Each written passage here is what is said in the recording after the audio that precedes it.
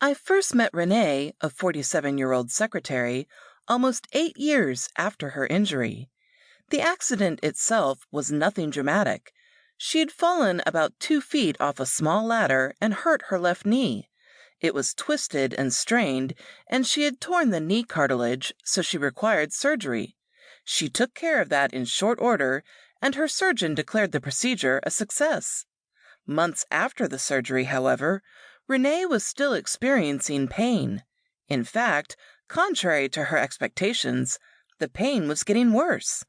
At this point in her supposed recovery process, Renee reluctantly agreed to attend a multidisciplinary pain management program, but it proved too difficult for her to maintain. She described the program as being too heavy for her, which led her to walk out after only 2 weeks. Later on, she realized her early departure from the program had been a mistake. She still had horrible pain months later, which was why she was talking to me.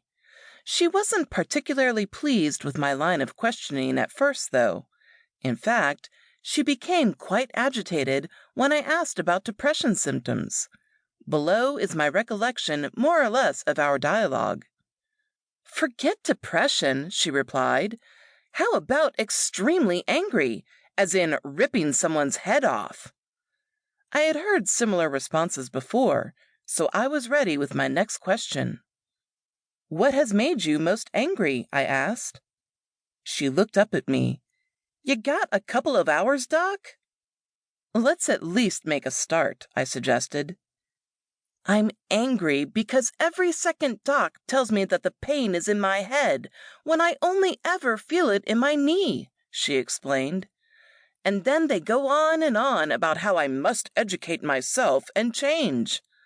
Her face flushed. "Well, I've done that already. I've gone from terrible to way worse." She could no longer hold the tears back.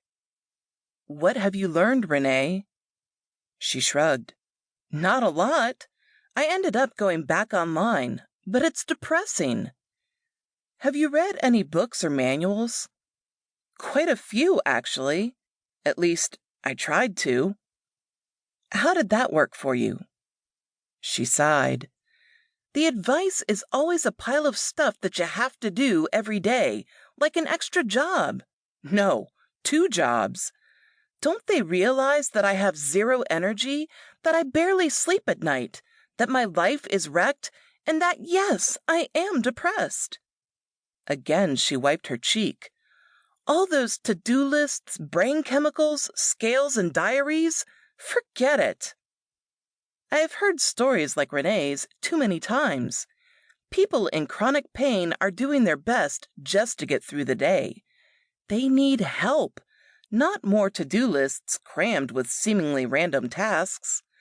That's why I wrote this book, to give people in chronic pain something simple that they can use to get better. To keep listening to this audiobook, I've left you a link in the description so you can do it, at no cost thanks to Audible's 30-day free trial.